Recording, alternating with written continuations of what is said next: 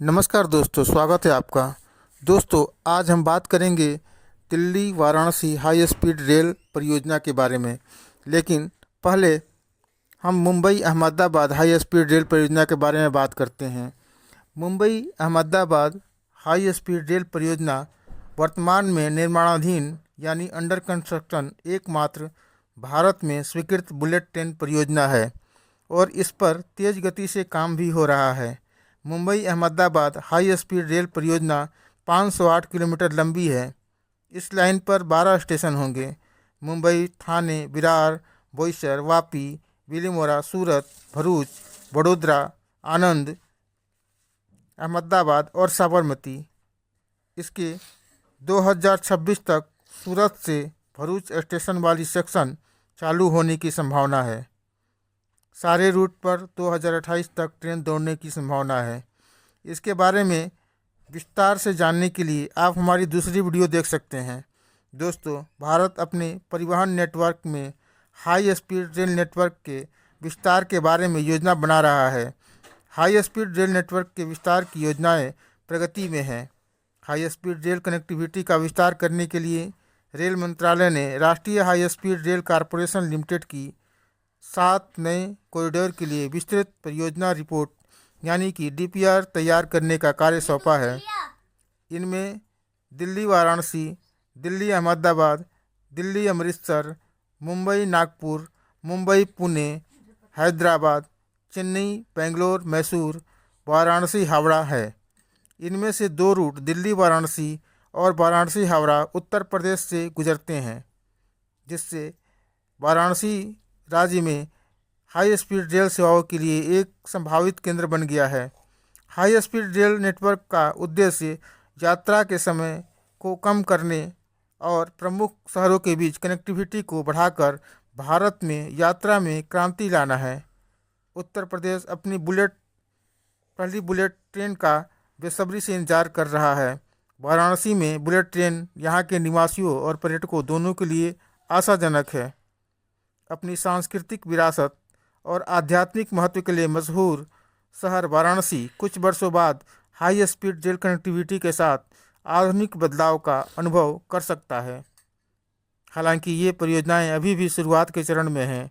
अंतिम निर्णय डीपीआर के परिणाम, वित्तीय व्यवहार्यता और संसाधन की उपलब्धता पर निर्भर करता है। Delhi Varanasi high speed rail परियोजना कई स्टेशनों से होकर गुजरेगी। Delhi Varanasi high speed rail corridor में 13 स्टेशन होंगे। इनमें प्रस्तावित स्टेशन हैं दिल्ली, नोएडा, जेवर हवाई अड्डा, मथुरा, आगरा, फिरोजाबाद, इटावा, दक्षिण कन्नौज, लखनऊ, रायबरेली, प्रयागराज, नई दिल्ली, भदोही और वाराणसी। दोस्तों, दिल्ली वाराणसी रूट भारतीय रेल के सबसे व्यस्त रूटों में एक है। इस रूट पर ट्रेनों में हमेशा भीड़ रहती है। प्रस्तावित बुलेट ट्रेन परियोजना पूरी होने पर सामान्य ट्रेनों पर लोड कम हो जाएगा। इससे रेल लाइन के ट्रैफिक का इंजेक्शन में कमी आएगी और ट्रेनों की स्पीड बढ़ाने में भी सहायता मिलेगा। इससे इस क्षेत्र के आर्थिक और सामाजिक स्थिति में भी बदलाव आएगी। यहाँ एक बात और बताने की है कि लखनऊ से अयोध्या के लिए भी एक ब्रांच लाइन निकालने की योजना है, जिसकी लंबाई 120 किलोमीटर होगी। इस प्रकार यह पूरा रूट उत्तर प्रदेश के तीनों आध्यात्मिक केंद्र मथुरा, अयोध्या और काशी आपस में जुड़ जाएगी। 2017 दिसंबर में इनेको, टिप्सा और आईसीटी की एक संघ ने प्रस्तावित Delhi Varanasi high speed rail corridor की परियोजना फिजिबिलिटी रिपोर्ट यानी व्यवहार्यता रिपोर्ट प्रस्तुत की थी। दिसंबर 2019 में रेल मंत्रालय ने विस्तृत परियोजना रिपोर्ट डीपीआर तैयार करने का कार्य राष्ट्रीय high speed rail corporation limited NHSRCL को सौंपा था। फरवरी 2020 में एनएचएसआरसीएल ने परियोजना के डिजाइन और सर्वेक्षण सहित विभिन्न गतिविधियों के लिए निविदाएं जारी करना शुरू कर दिया था। जनवरी 2021 में दिल्ली वाराणसी बुलेट ट्रेन परियोजना के लिए लिडार सर्वेक्षण शुरू किया गया।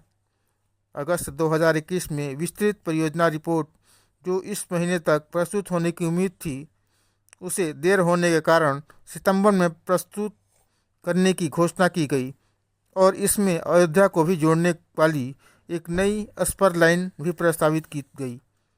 नवंबर 2021 में भारतीय रेलवे को NHRCL से विस्तृत परियोजना रिपोर्ट DPR प्राप्त हुई, जिसमें अपेक्षित सवारियों, आसपास के गांवों पर प्रभाव, भूमि की आवश्यकता, सामाजिक प्रभाव का आकलन और पर्यावरण पर प्रभाव पर कई अध्ययन शामिल थे।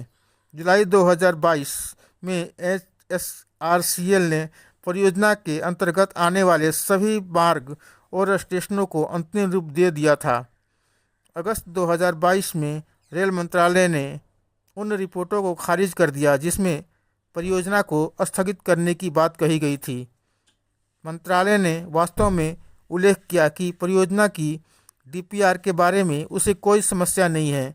पहले यह बताया गया था कि भूमि अधिग्रहण की लागत कम करने के लिए परियोजना राष्ट्रीय राजमार्ग 2 से होकर गुजरेगी, जिसमें कई मोड़ हैं जो परियोजना को सवालों के घेरे में डालते हैं।